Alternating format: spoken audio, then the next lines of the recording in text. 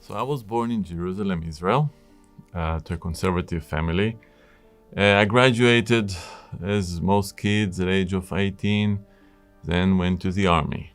In the army, in Israel, you have to go. You want to go, you don't want to go, you just go. So 3 years I finished as a sergeant, I was a tank commander, and I felt that martial art would be the way that would make me a better man. I'll be more in control, more disciplined. I knew that I was a mess, so I wanted to go to China, but in those days I couldn't go, so I saved some money, and at the age of 23, I left Israel and went to Japan to learn the art of the ninja. Everybody thought I was nuts.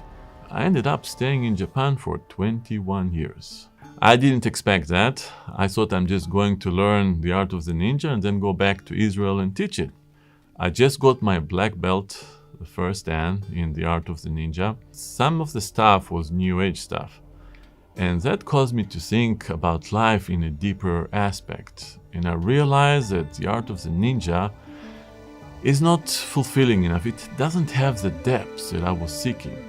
I was starting to look to find the aura and see such stuff of new age. So I told my teacher of the ninjutsu that I'm sorry, but I have to leave. And I understood in that search that the real enemy is not other people around you. The real enemy is you yourself. And that's a battle that you're going daily. So I was looking for martial arts that will help me with that, and I found it after a few years of search. It was Japanese archery. It is an art that you're focused on finding peace and balance under the pressure of the bow. So I did that for a few years, but then I got married, and that was the end of my martial arts career. The Japanese company that I was working for offered me a job in Belgium to be a president of a diamond company there, to open a branch for them.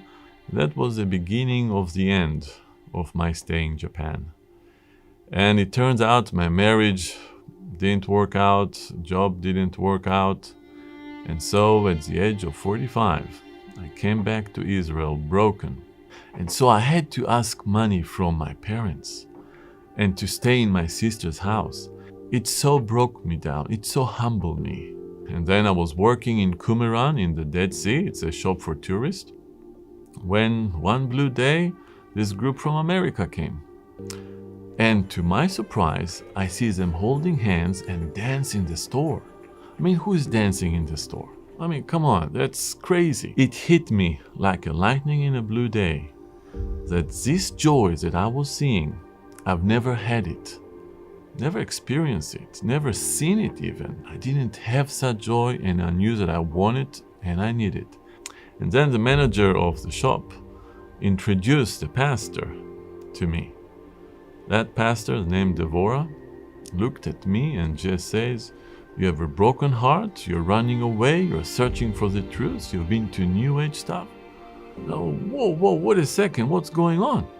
How can she know all these things? Are you a fortune teller? So she got angry at me and she says, "It's your God, the God of Abraham, Isaac, and Jacob, that told me about you." Wait a second, what's going on here? She's the Christian, I'm the Jew here. How come she's using the name of my God? How come you know my God and I don't? And the interesting answer was, it's because you never looked for him. I was always searching about what I want to do. I was the center. I was my own master. I was so self-focused, it was disgusting. She gave me her Bible. The Bible that has the New Testament and the Old Testament, the Tanakh, and it's in Hebrew and English. And she told me that I need to read it, and also the New Testament, and if I won't read the New Testament, then God will know. After high school, most of us people don't open the Bible. And the religious Jews, they're focused on the Mishnah, the Gemara, the Talmud, the Kabbalah.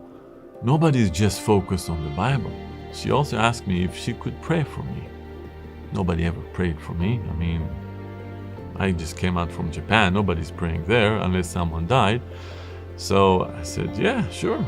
So she lay a hand on me, my heart here, and prayed. And I don't know what happened. It was like a jolt in me. And what happened? What happened? So she told me, what you just had now, it was the Lord changed your heart of stone to a heart of flesh. And so when I read in the New Testament the scripture, I am the way, the truth, and the life, poof, it's all in one scripture, exactly what I'm seeking. I realized it all my life. I had been searching for the way, I was actually searching for Yeshua. And then when in Romans 1, the scripture says, the gospel is first of all for the Jews? How is that possible? I mean, this is a book for Christians, not Jews. And you see, most Jews have this aspect of Christianity is a Catholic.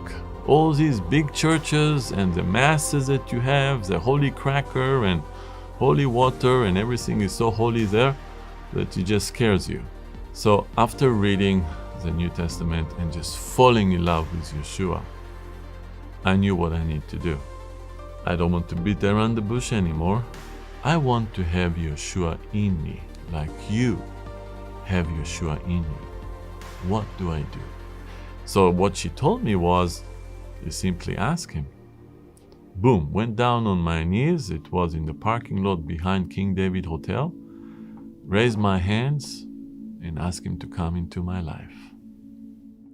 And since that moment on, my life has changed.